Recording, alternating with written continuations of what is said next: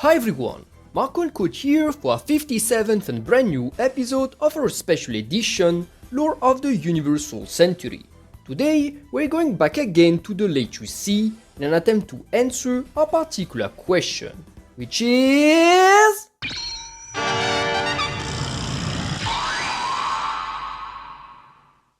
Yep, in this video, we're going to explore the history of the last hooray of the Zaku series, its mechanical lore, variants, and extract every bit of mechanical knowledge we have on them so far. But let's start by the beginning. What is exactly the RF Zaku? Codenamed OMS-06RF, the RF Zaku, also called Refined Zaku Late Type, was a mass-production general-purpose mobile suit, serving as the rank-and-file machine of the Martian Independent Forces for most of the early UC 120s. A machine created as a direct homage to the infamous MS-06 Zaku II, mainstay suit of the old Principality of Zion military during the One-Year War. The RF Zaku was a mobile suit embodying the battle doctrine of the RF series, being specially designed to resemble such an antique design at first glance, while hiding an incredible performance under its external all-mobile frame. Indeed, the RF Zaku was a very well-rounded design, even by late UC 110th, early UC 120 standards, with basic performance largely exceeding not only its forefather, the Zaku II, but also its parent suit, the Geira Doga, being able to easily contend with the modern J-Gun normal type and Gustav Karl, the most widespread Federation models at that time. Although the RF Zaku wasn't designed as a mini-mobile suit, it was still developed by taking into account the general progress in miniaturization that arose as the late UC unfolded, downsizing many components once only found in 20 meters range tall suits such as the Karl or Doga series in a regular 18 meters frame. This granted it comparable abilities for a smaller hittable surface, while also introducing a new 2750 kW generator, an output even higher than the one used by the enemy J-Gun normal type. Ice on the cake, the RF Zaku was also able to embark all its power cables inside its very own frame. The external Zaku-like pipes, often targeted as weak spots by Federation pilots, being here only decoys and replica parts, which destruction wouldn't hinder the RF Zaku in the slightest. When it came to its arsenal, the RF Zaku was a modest but still excellent evolution of the Zaku series as a whole, equipping a custom beam rifle, camouflaged under the ancient design once used by Zaku's 120mm machine guns, alongside an optional beam bazooka for higher firepower, instead relying on beam access for close-range combat, access which could also double as beam spray guns for additional versatility. In terms of inbuilt equipment, the RF Zaku instead relied on the Zaku II traditional loadout, mounting a ramming spike pauldron on its left shoulder, while instead equipping a shoulder shield on the other one, a protective device which came equipped with an additional offensive feature, a rapid-firing and very handy twin-volt cannon. Now, the RF Zaku was a different breed of machine when it came to its versatility and adaptability, the suit being developed following data gained through the retro-engineering of the captured Gundam F90 Unit 2 and its hardpoint system, coupled with handouts from Bajo Aerodynamics, the manufacturer of Martion's secret sponsor, the Crossbone Vanguard. Thanks to this data, the RF Zaku was able to introduce an incredible adaptable movable frame, enabling it to quickly shed its exterior to adopt a different armor layout, to easily mount different kind of equipments, or to completely transition into a different RF model if need be, such as the RF Gouf more prominently. Even better, the RF Zaku was not only fully compatible with mobile suit parts standardized in the Federation forces,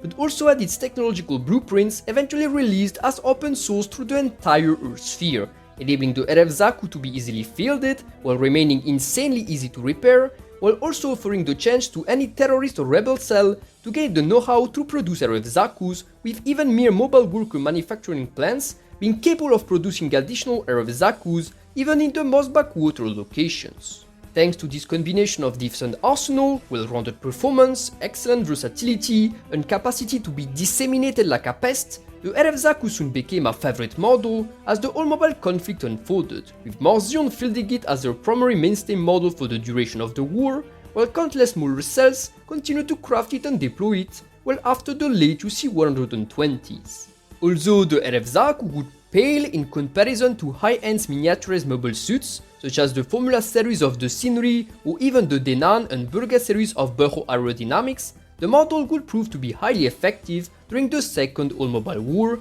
often outperforming the standard Jiggle normal type that composed the bulk of the Federation forces at the time. Sadly, the eventual large-scale deployment of the Federation miniaturized suits of the heavy gun and G cannon line would end up making the RF Zaku a bit obsolete, thus costed Mars Zion any kind of victory over the Earth Federation. But that's enough setting for today, let's get to our lore. The year is Universal Century UC-88. At the time, the first Neo-Zeon War was raging, with the Return Neo-Zeon movement, Axis Zeon, moving to take control of the Earth sphere battered by the Grips War.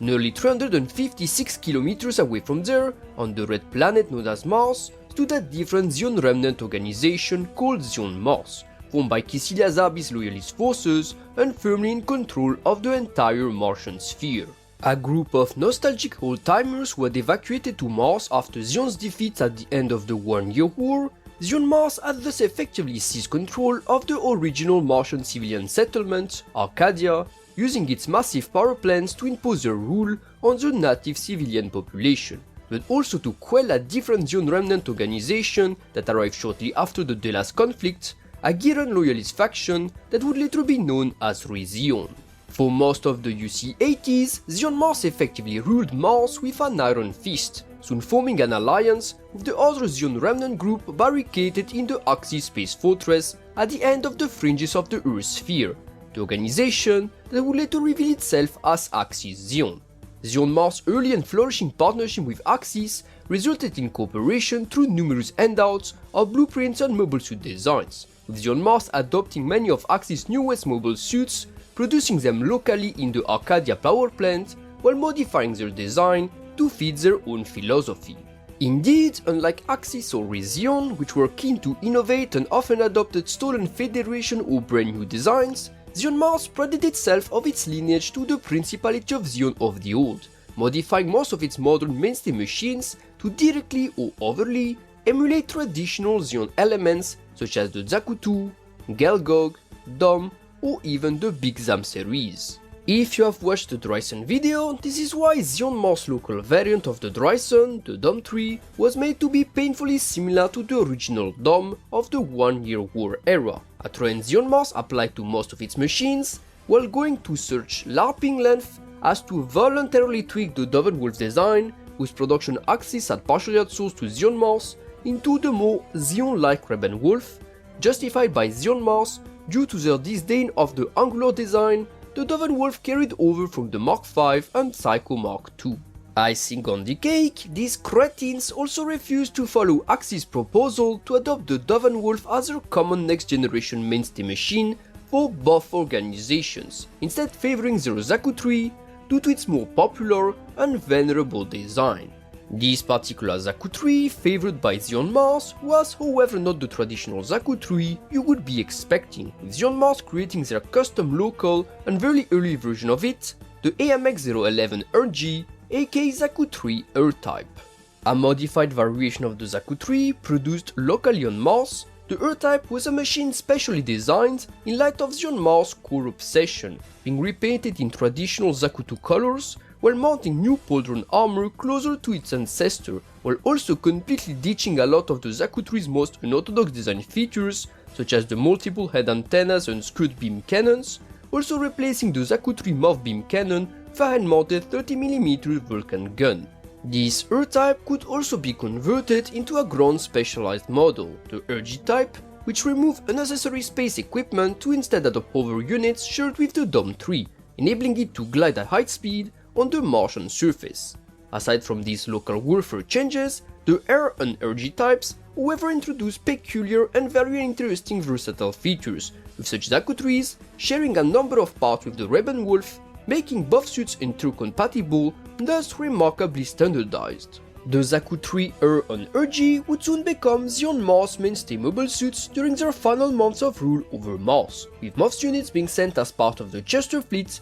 in support of Axis in the later stages of the First Neo-Zeon War. On their arrival, the Chester fleet would be confronted by the civil war between Aman Khan and Glemi Toto, and to avoid picking a side, the entire fleet retreated back to Mars, depriving Axis of this tangible support. On their return in UC-89, the fleet was greeted with the unfortunate discovery that their adversaries of Rhesion had used their absence to usurp their position as rulers of Mars, leading to the Chester fleet attempting to rectify things with a punitive descent operation before being massacred by Rhesion's new mobile assets. Some Zaku III R-Gs would however survive this disaster alongside the remnants of Zion Mars, the organization going underground and resorting to guerrilla tactics against Rhesion, repainting their Zakus in desert colors for camouflage purposes. In UC-91, Zion Mars would finally come out of hiding, colluding with surrendered Titan's remnants to launch Operation Shining Star, an operation to capture Rhesion's most prized super weapons, the Wings of the Inlay. Operation Shining Star, which coincided with Zion Mars prisoners of war rioting and taking control of the Olympus mountain complex, eventually resulted in Zion Mars taking back their position as overlords of Mars, with Rhesion disappearing as a military organization. The legacy of Rhesion would however still survive for quite a long time, with the Martian city of Mariner City being strongly hinted to derive from Rhesion's, celebrating its 60th anniversary in the UC 150s as part of the Reboot Festival. The victorious Zion Mars would instead reform as the Mars Zion's independent movement, rebuilding their forces around the captured Olympus mountain, biding their time for payback against the Earth Federation while carrying over their uncompromising emulation of old Principalities designs, one day gaining them the moniker of All Mobiles. Now you're probably thinking that this early Martian history, with Zion Mars becoming Mars Zion by the end of the early Universal Century, served the purpose of introducing the RF Zaku early ancestor, with the Zaku III R-G type taking that spot as the main design inspiration for the eventual OMS-06RF. However, this is sadly not exactly true, the connection between the RF Zaku and Zaku III R-G not being detailed in advance of Zeta reboots, unlike for example the Dom 3, which was specifically said to have inspired future Martian machines, aka the RF Dom. Now, while this means that we can't say for sure that the Zaku III R-G eventually spawned the RF Zaku, it is safe to assume that its design philosophy and its battle doctrine, to adapt a modern design in an antique, nostalgic outer shell, is the direct ancestor of that of the refined series, and thus an early spiritual predecessor of the RF Zaku itself. Let's rewind all the way back to UC-88, this time going back to the Earth sphere. As the first Neo-Zion war raged and Axis engaged its long-awaited Earth invasion operation, kickstarting dozens of mobile suit development projects in the process, a small design trope shyly appeared in the minds of some Zion engineers: the possibility to camouflage modern designs under old unproven exteriors, so as to field replica units with much better performance. This trope, which was quickly abandoned in the dinosaur-like evolution of mobile suits at the apex of 4th generation models, still led to the creation of a particular model, the MS-06D Desert Zaku, a modern desert-type mobile suit emulating its one-year war forebear, the MS-07D Zaku Desert type. The Desert Zaku, while externally similar to the Zaku Desert type, notably featured at greatly boosted generator output, increased defensive abilities, and add-on equipment in the form of jet skis and propellant tanks. Although the Desert Zaku was more of a standalone design doctrine in the Axis development tree, it is said to have been one of the earliest inspiration for the eventual RF development project, but more on that later. As the first Neo-Zion war came to an end, Haman Khan's right-hand man during the Earth invasion, Line Dragoon, was able to gather his men and salvage a lot of equipment, eventually forming his own Zion Remnant's Phantom fleet hidden in the Earth sphere, Legacy. For the following 30 years, Legacy continued to build its forces and bolster their numbers, refusing the call of Shah Aznavour, Central Frontal, using their time and resources to instead form ties with many anti-Federation groups, refusing to be divided by petty ideological differences, instead preparing to fight back against the Earth Federation. This new approach enabled Legacy to gain massive support not only from Zabi's hardcore loyalists, but from a lot of ex-AU personnel, be it former soldiers or engineers, while also securing ties with multiple pro-spacenoid industrial complexes, be it Rendager Heavy Industries, the elements of ZAS and Zyma that still lingered inside Anam Electronics, or more importantly, the infamous Rona family, the masterminds behind the eventual Crossbone Vanguard. Most notably, Legacy also eventually formed strong bonds with the newly vigorous Martian independent forces, with both organizations colluding despite some massive ideological differences,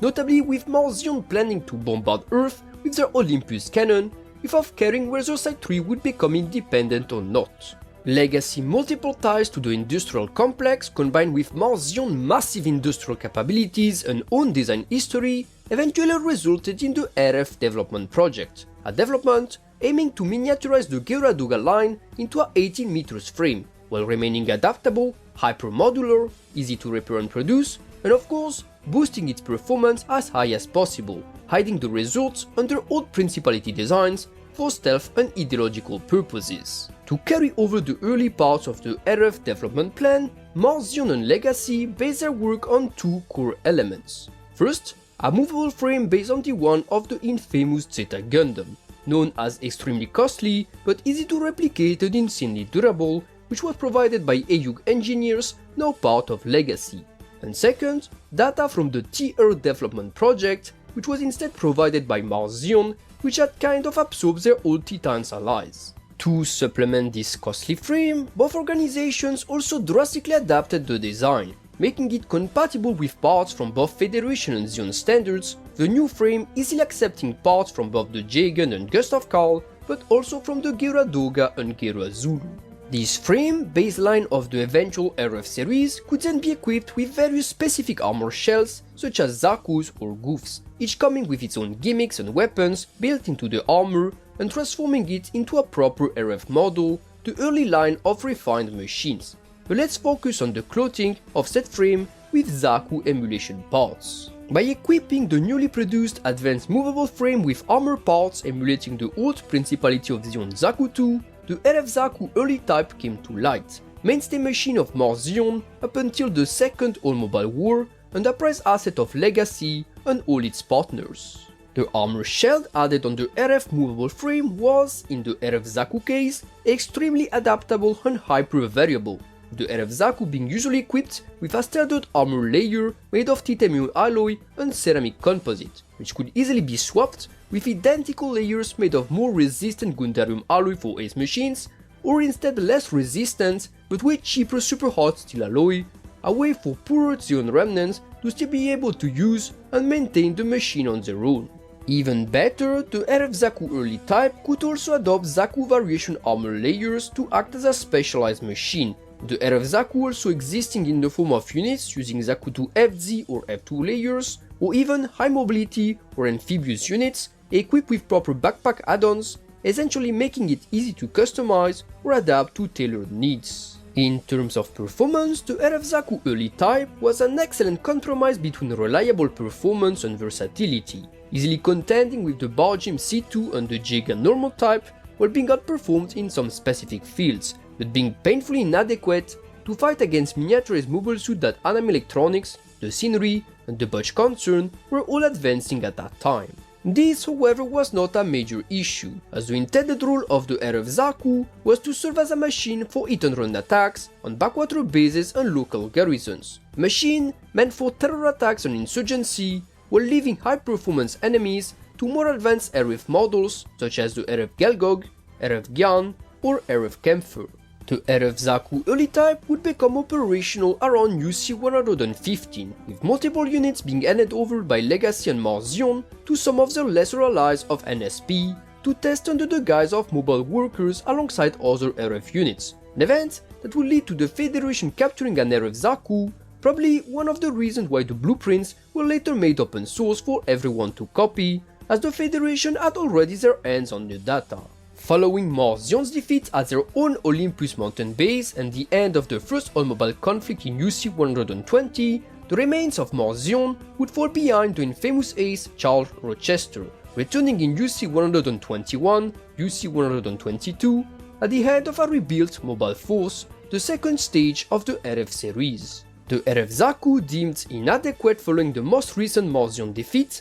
was thus completely overhauled compared to its earlier form, with Martian taking into account elements obtained through the retro-engineering of the F-90 Unit 2, notably its hardpoint system, as well as implementing blueprints handed over by their secret industrial sponsor, as stated in the intro, the Crossbone Vanguard affiliated Bajo Aerodynamics. This resulted in the creation around UC-121 of the OMS-06RF RF Zaku late type, the proper and final RF Zaku, a modern and far more refined version of the RF Zaku to serve as Martion's proper mainstay machine. In comparison to its predecessor, the late type RF Zaku was a machine that continued and expanded the battle doctrine of the RF series, still emulating the old Zaku II from the outside, however, ditching the rigid approach introduced in the early RF series with their identical replica aspects to instead return to something closer to the Zaku III R-G,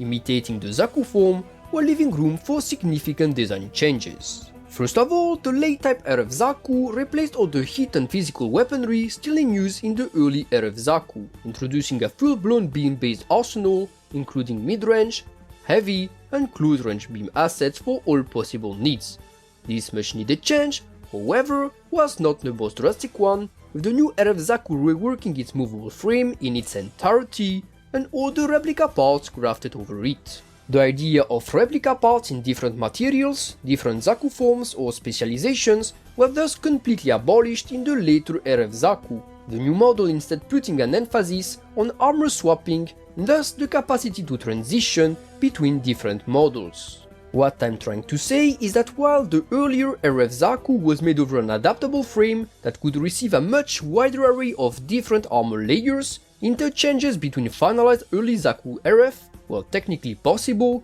were not common nor easy to perform, with swaps between emulation armors requiring the unit to be disassembled and some time to be applied. In contrast to this, the later RF Zaku equipped a comprehensive F90-inspired hardpoint-like system, enabling the movable frame to ditch a certain emulation armor very rapidly and smoothly, to instead replacing with a different emulation armor to graft on, enabling the late type RF Zaku to be easily swapped into RF Goufs if need be, and back and forth depending on the user's needs. This greatly improved the versatility and cost effectiveness of the late type RF Zaku, enabling Martion to start producing it en masse in preparation for their return, with their central manufacturing plant on Mars pumping out more than 500 units, a production set to rival that of the Luna 2 base. Aside from the regular late type Zaku RF, the model also introduced a dedicated commander version, differing only through its signature commander head antenna placed on its head,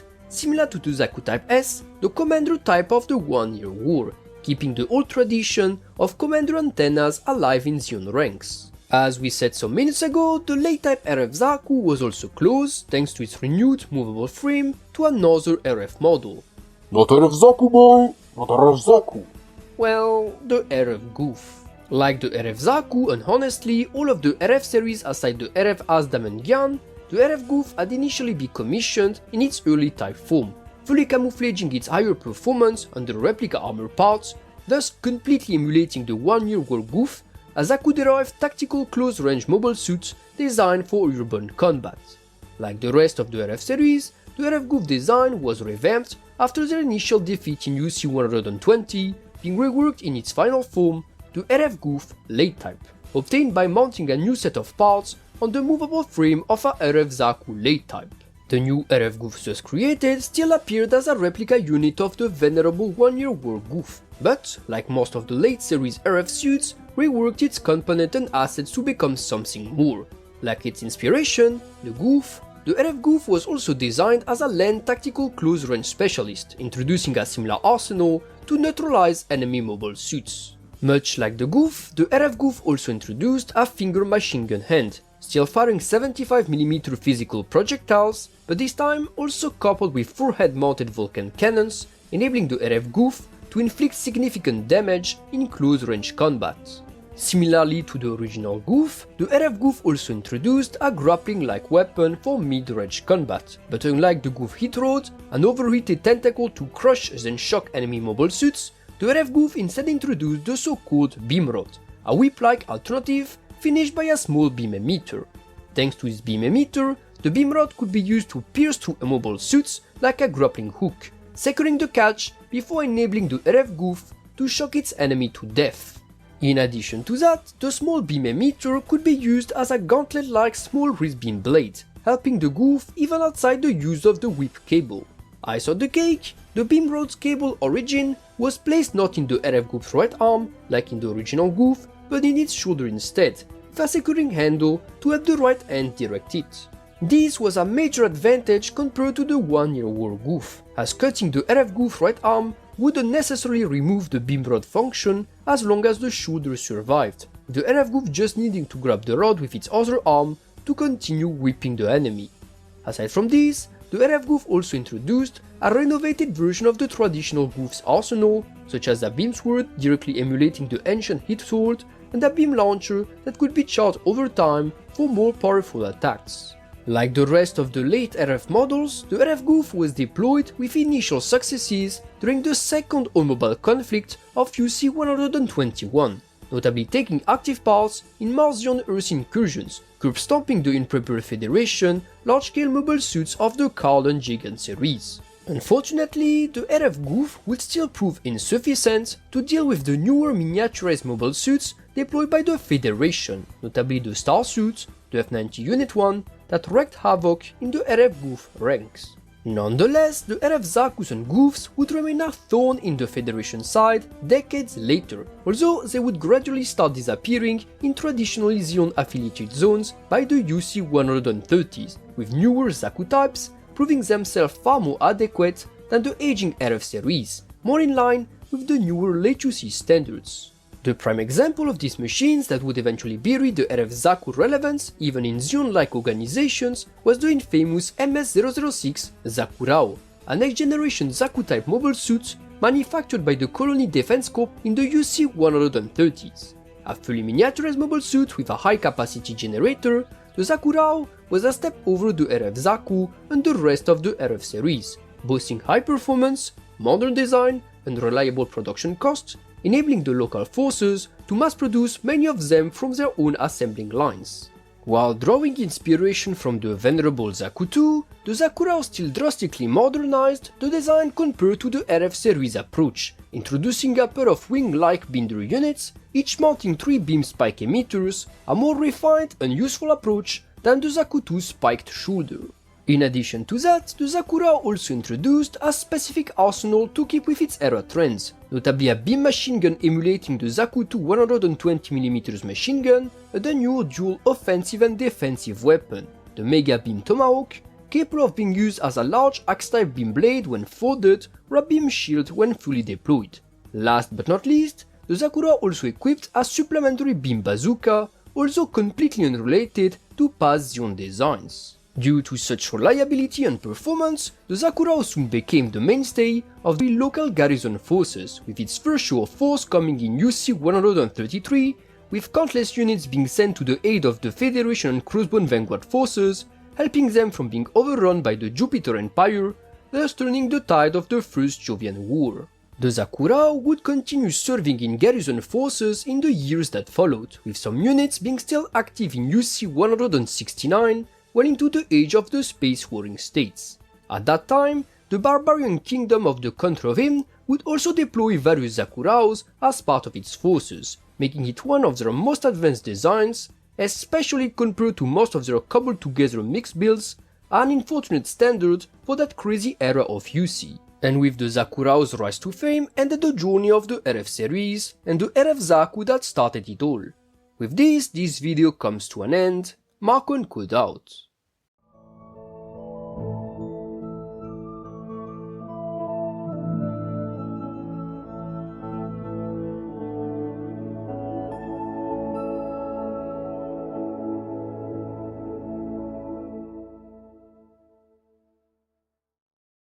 But who will survive?